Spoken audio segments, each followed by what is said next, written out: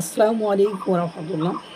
আমি একবার একটা ভিডিওতে বলছিলাম সোহেল তাজ আর তার বোন এই দুইজনকে একটু পাবনায় পাঠানো উচিত, কারণ এদের মানসিকতায় যথেষ্ট কালিমা আছে, এদের মানসিকতায় যথেষ্ট গড়বড়ে অবস্থা আছে।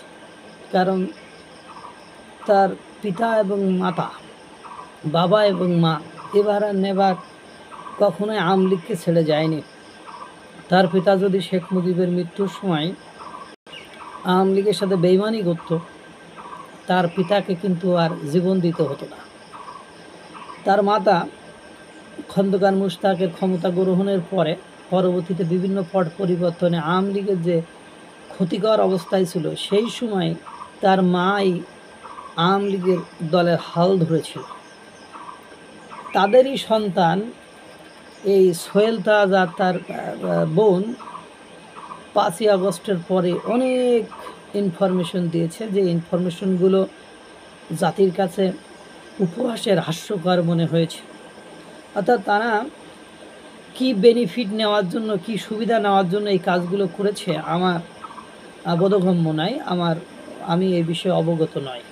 কিন্তু দুর্ভাগ্য হলেও সত্য যে দেখেন, অন্যের বাড়িতে আগুন লাগিয়ে, প্রতিবেশীর বাড়িতে আগুন লাগলে সেই আগুনের তাপ, সে আগুনের ফুলকি, সেটা কিন্তু বাড়িতেও আসে। একটা কথা আছে, শহরে আগুন লাগলে দেবলায় কি বাদ পড়ে, অর্থাৎ উপাসনালয় কি, মসজিদ মন্দির কি বাদ পড়ে যায় ওই আগুনের মানে তাণ্ডব থেকে। তো সোহেল তাজ আর তার মেয়ে মানে সোহেল তাজউদ্দিন আহমেদকে যেভাবে হাইলাইট করেছিলেন, ঠিকই তিনি বাংলাদেশে একজন গুরুত্বপূর্ণ ব্যক্তিত্ব, কিন্তু এই ব্যক্তিত্ব এবার আর নেবার বঙ্গবন্ধু শেখ মুজিবুর রহমানের বিপক্ষে কখনো যাননি, বা বঙ্গবন্ধু শেখ মুজিবুর রহমানের বিরুদ্ধে আচরণ তিনি কখনো করেননি। সেই বঙ্গবন্ধু শেখ মুজিবুর রহমানের সব মোরাল নাম ফলক সব কিছু যখন বাংলাদেশ থেকে মুছে ফেলা হলো, তখন যখন নীরব ছিলেন, তখনই নীরব ছিল, সবাই নীরব ছিল, কেউ মুখ খুলিনি, কেউ কোনো কথা বলিনি।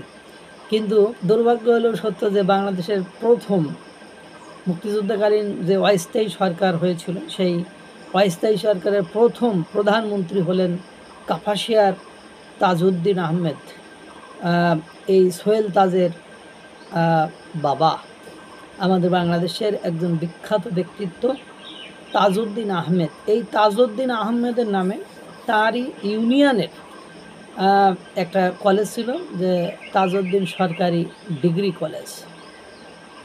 সেই তাজউদ্দিন সরকারি ডিগ্রি কলেজের নাম পরিবর্তন করে কাপাসিয়া সরকারি ডিগ্রি কলেজ করা হয়েছে, অথচ কাপাসিয়াতেই কাপাসিয়া ডিগ্রি কলেজ রয়েছে, সরকারি শব্দটা নাই।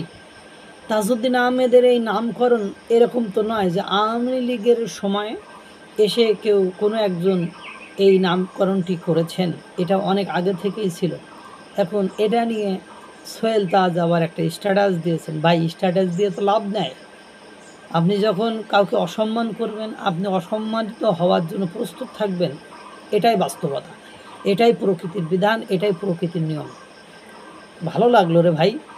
আরও কত কিছু দেখবেন। কিছুদিন আগে কালকে দেখলাম পাবনায় রফিকুলের নাম পরিবর্তন করে, বিএনপির একজন বরেণ্য ব্যক্তি রফিকুল ইসলাম নাকি রফিকুল, তার নাম পরিবর্তন করার জন্য স্থানীয় সরকার উপদেষ্টা আসিফ মাহমুদ সজীব ভুইয়াকে বলছে, রফিকুলের নাম যদি পুনরায় ফেরত না নিয়ে আসা হয়, তাহলে পাবনায় স্থানীয় সরকার উপদেষ্টা আসিফ মাহমুদ সজীব ভুইয়াকে অবাঞ্ছিত ঘোষণা করলেন। এবং তারা বলছে যে ডক্টর মোহাম্মদ ইউনূসও যদি এই ধরনের কর্মকাণ্ড করে থাকেন, তাকেও আমরা কোনোভাবে বরদাস্ত করব না।